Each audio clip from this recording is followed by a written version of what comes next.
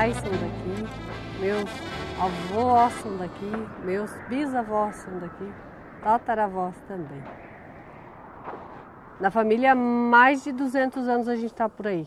E há mais de 200 anos que esta propriedade, que é a Fazenda Rincão Comprido, faz o queijo artesanal serrano, né? É tradição na família.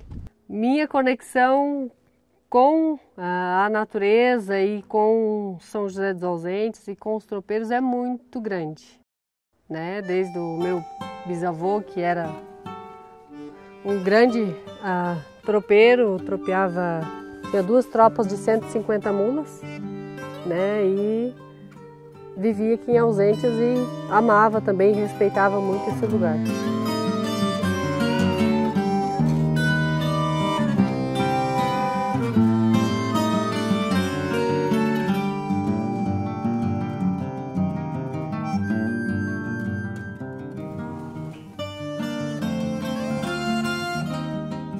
A participação da mulher sempre foi de muito valor, sempre foi grande. As mulheres, elas tinham algumas que tropeavam, sim, né? E outras ficavam em casa no comando das casas, né? Enquanto os homens da família, os filhos mais velhos, todos iam tropear, iam cambiar, né? Iam trocar o queijo, o couro, o charque por produtos que não tinham aqui, né? Açúcar, cachaça, né? O tropeirismo, ele é um universo de extrema riqueza. De um lado, você tem uma força invisível trabalhando para o tropeirismo, que são as mulheres. Esse tropeiro está em campo, ele está circulando. Quem cuida da educação das crianças, quem cuida do cuidado com o gado, cuidado com a plantação, com a alimentação, são as mulheres que estão ali, sabe? Que não aparece, porque a gente acaba colocando um protagonismo muito grande na figura do tropeiro, que de fato é uma figura importante, mas a gente deve equilibrar um pouco essa conta, colocando a mulher e tudo que ela faz, tanto quando, no momento que ele está fora, quanto preparando todas as condições para que ele percorra a rota com sucesso. Eu não tenho dúvida de que as mulheres também desenvolveram um papel crucial nessas empreitadas, né, dos tropeiros. Eu já vi isso na história da minha família no Pantanal, que assim, a importância das mulheres e da casa e de ter um lugar para onde os homens pudessem voltar e ter comida e tá tudo funcionando e ter um lugar para descansar, uma casa que funcionasse, enfim, existia todo um papel da retaguarda das mulheres. Elas eram um suporte para essas pessoas que sabiam que tinham um lugar para onde voltar. E também muitas vezes não voltavam, né? Muitos desapareciam, não se sabe o que acontecia e essas mulheres viviam sozinhas, elas tinham que proteger a casa, a família e ficavam, vamos dizer, como se fosse uma retaguarda realmente.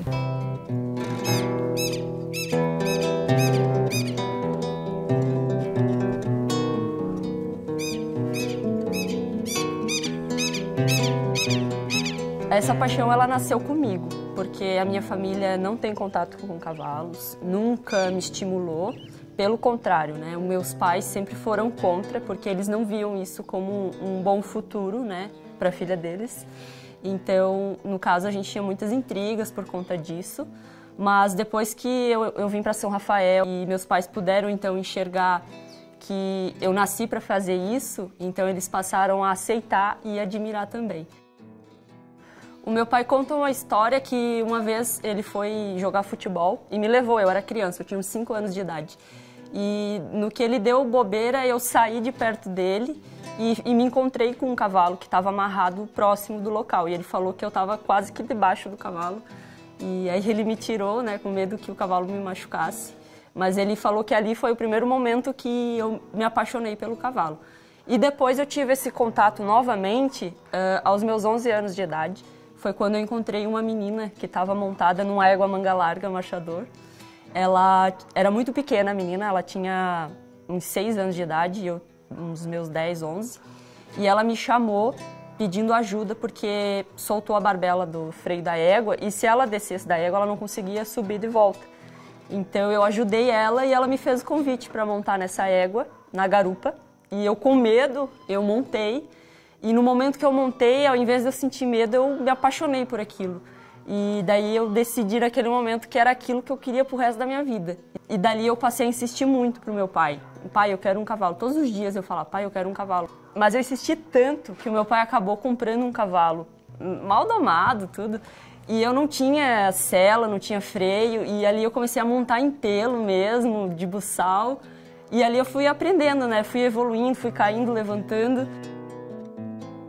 O nosso encontro na San Rafael também foi muito interessante, porque esse trabalho, essa valorização, e isso é uma coisa que no Brasil a gente não tem muito essa visão, mas principalmente na Europa isso é muito reconhecido, né? Então foi muito bom ter tido essa oportunidade de ver esse trabalho da Carol sendo reconhecido e isso só tende a crescer.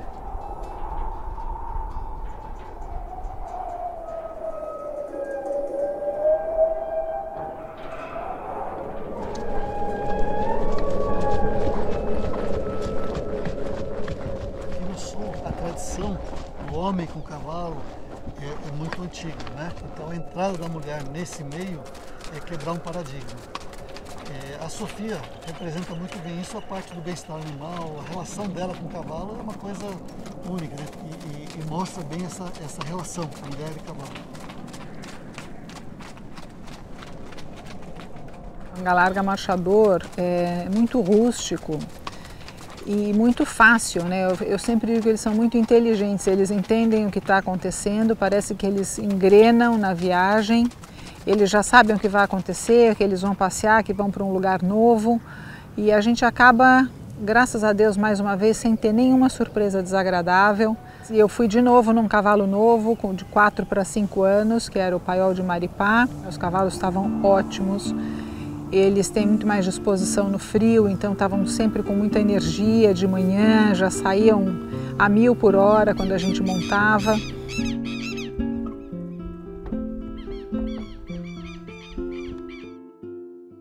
O mineiro, como tinha grandes estradas para andar, o mineiro optou por ter um cavalo que desenvolvia um andamento mais cômodo, mais acentuado e cômodo, e mais ligeiro. Então, os mineiros ali do sul de Minas, eles se visitavam. Eles iam da fazenda para A, da fazenda B, e eles queriam um cavalo que pudesse levá-los e dar também a comodidade necessária. Eles acharam esse cavalo. No sul, era um cavalo de campeio, os campos eram longos. Em Minas, diferentemente, era gado de leite, gado que não necessitava de cavalo para tocar. É um gado calmo. E lá no sul não, era um gado mais estourado e tal. Então precisava do cavalo para fazer o campeio, né? E em Minas eles usaram muito mais com o viés de cavalgada, de visitação de família, do que na parte funcional. E o que eu achei muito sensacional é poder conviver com esse lado também, que é diferente do lado mineiro, que é o lado diferente também do manga larga marchador.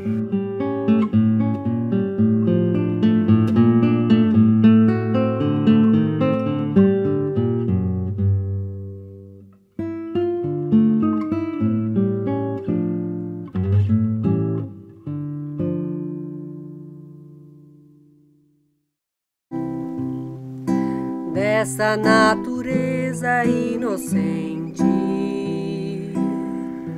ela não te cobra nada. Simplifica tua vida, meu amigo, e em silêncio pense um momento.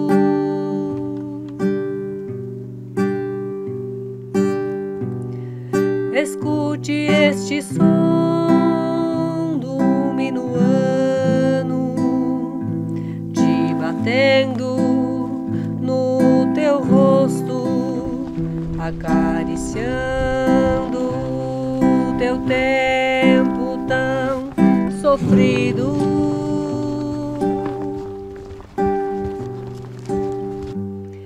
Mas nem só de tristeza vive o solidão. solitário, mas com trabalho suaviza a sua vida.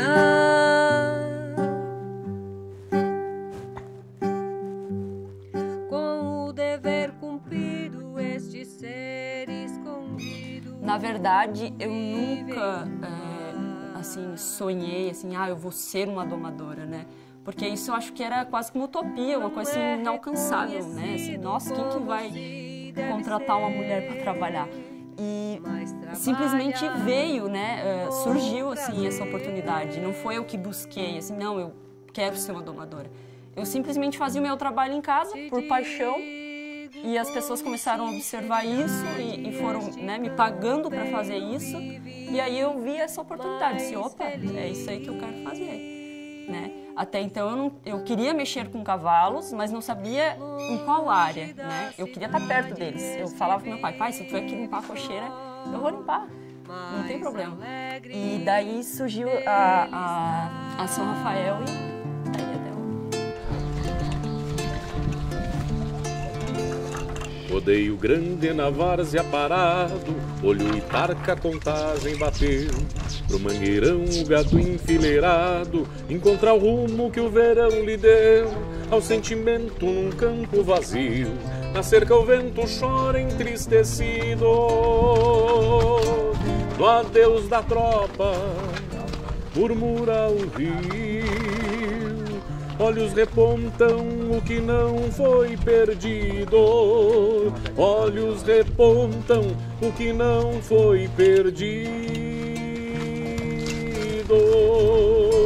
Amanhã cedo, de capa na mala, vamos buscar tropa nova de boi. Mariano, como é que você situa assim essa paisagem assim dentro da rota dos tropeiros? Bom, aqui era o caminho próprio deles, né? Porque eles vinham do Rio Grande do Sul até São Paulo e Minas, né? E aqui era um ponto de parada, justamente pelos Campos Gerais, pela característica dos Campos Gerais próprias para o descanso do gado, né? Eu gosto muito, a figura do tropeiro está ligada a essa capa, né? Que é sempre, vamos dizer que a casa do tropeiro é a capa, o chapéu e o arreio, né? Então também um sinal de comunhão com a natureza, eu acho. O tropeiro sabe, porque ele está convivendo com ela o tempo inteiro, né? Então o resgate disso, da capa como símbolo disso, porque mesmo para andar a cavalo na chuva, não inventaram coisa melhor no frio também, porque você esconde a mão aqui embaixo, então... Protege do frio, né? E outra característica muito importante, a maioria, ou quase todos, andavam em mulas, né? Uhum. Andavam em mulas porque as mulas sabiam os caminhos, né? Elas têm uma memória muito boa. E aqui os Campos Gerais, eles serviam exatamente para quê? Aqui os Campos Gerais facilitavam isso, porque se você fosse pela serra, não teria como. Então aqui já a própria geografia facilita tanto para o gado como para o cavalo. Amanhã cedo, de capa na mala, vamos buscar tropa nova de boi. Da tropa de ontem, hoje ninguém fala que essa repõe aquela que se foi. Aí que tá, porque eu vejo aí que as culturas se cruzam, vamos dizer, onde eu vejo. Que é a minha percepção, né? Que o marchador, o cavalo, o manga larga, que se desenvolveu em Minas e São Paulo, era um cavalo mais de passeio mesmo. A própria geografia é diferente. Eu acho que cada uma tem a sua função e é bonita por isso. Eu gosto de tudo que tem a ver com cavalo, mas me liguei muito mais à cultura do campo pela própria situação que eu nasci aqui, né? O que originou o crioulo? Eu queria entender como é que é essa história. O crioulo, na verdade, ele aconteceu naturalmente, né? É um cavalo que veio trazido pelos colonizadores e se espalhou pela América. Para os Estados Unidos, eles viraram mustangs. Uhum. No México são mestenhos e aqui no sul são os crioulos. As manadas se multiplicaram barbaramente na época, isso há 500 anos atrás. Essa seleção toda que foi feita naturalmente, certo. Por isso que é um cavalo até de um porte menor, etc. E aí vem a mistura, a equitação gaúcha, que eu digo que é a mistura da Índia com a do colonizador espanhol português, o colonizador ibérico que veio para cá. É bom a gente ir cortando os paradigmas, entendeu? Porque tem muito assim, o cara que só fala no crioulo e acha que o crioulo é o melhor cavalo do mundo. O cara do manga larga machador que é o melhor cavalo do mundo, entendeu? Então nós temos que desmistificar isso, porque todos os cavalos são os melhores do mundo, entendeu? Eu luto pelo manga larga machador porque é um cavalo extraordinário e eu sei o que ele é. Você luta pelo crioulo porque você sabe qual é a qualidade e o potencial que ele tem, né? Então, são duas raças maravilhosas e dignas de aplauso de pé para todo mundo, né? E principalmente da gente poder congregar juntos aqui, Exato. porque essa conversa aqui não tem valor. Exato. Isso aqui Exato. não tem valor. Isso é bom demais, muito bom mesmo.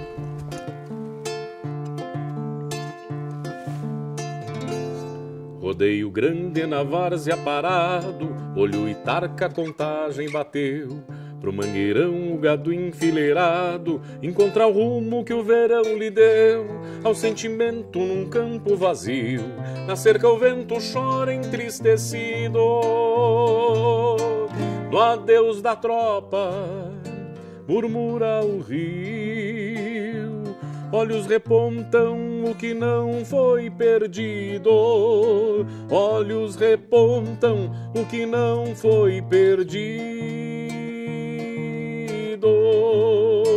Amanhã cedo, de capa na mala, vamos buscar tropa nova de boi. Da tropa de ontem, hoje ninguém fala, que essa repõe aquela que se foi. E pra falar a verdade a fundo, toca na gente um destino assim.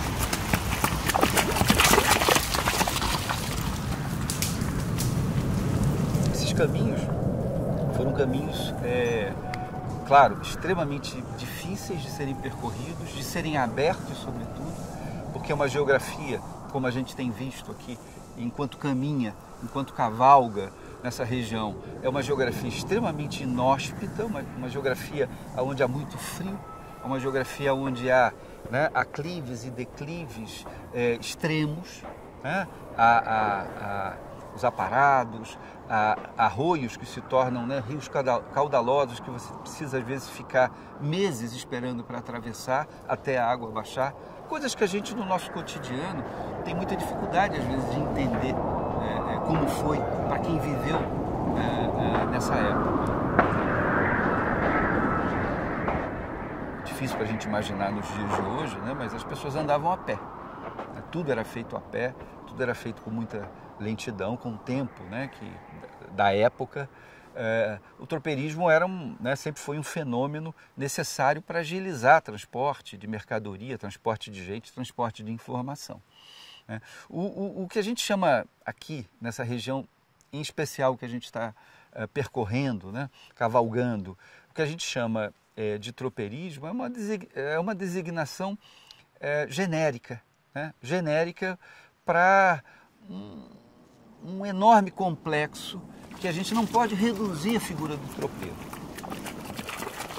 O que é uma coisa muito comum, a gente imaginar que o tropeirismo é o tropeiro. De fato, é o personagem que é o protagonista, né, do percurso, é ele que enfrenta, né, as maiores adversidades, é ele que precisa ter uma fibra incomum para poder percorrer, para enfrentar, para tomar decisões rápidas, para poder cumprir, né, com toda a honra que faz parte da ética do tropeiro, o seu compromisso com, né, o destino final.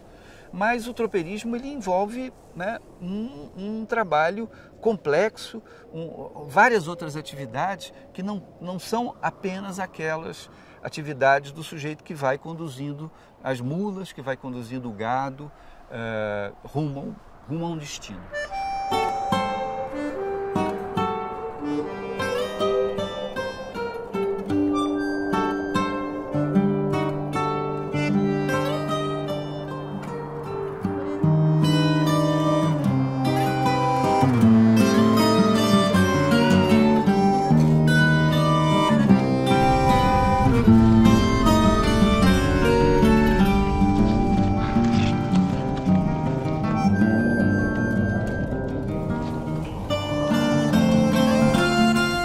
essas dificuldades esse pessoal passou, que não era muito fácil de lidar. Montanhas abaixo, né, aquela coisa da dificuldade de descer, com pedra, perigoso, né? E era esse o caminho que se tinha.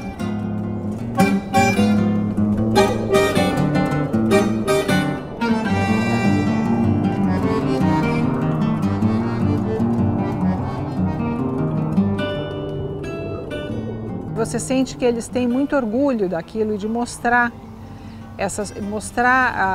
vamos dizer, a vida deles e a cultura deles para as pessoas. É uma delícia, o Sul realmente é um Brasil à parte, vale muito, muito a pena conhecer e viver aquilo tudo. E a gente poder ter essa experiência a cavalo numa região que tem tanta cultura de cavalo, tanta coisa de cavalo, para estar ali perto com os cavalos crioulos e a gente poder passear junto e interagir, e foi muito legal, muito bacana.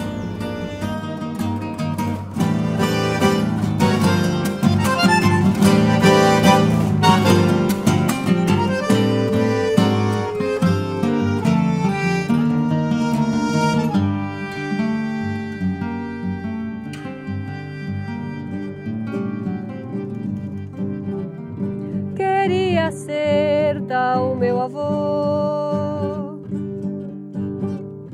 tropeando mula pela estrada. Queria ser tal meu avô, levando carga em mula alçada. Dormia pela estrada e não se incomodava. Dormia pela estrada e nada lhe faltava. O meu avô era feliz, levando as bruacas bem lotadas. Levava pinhão, queijo, feijão,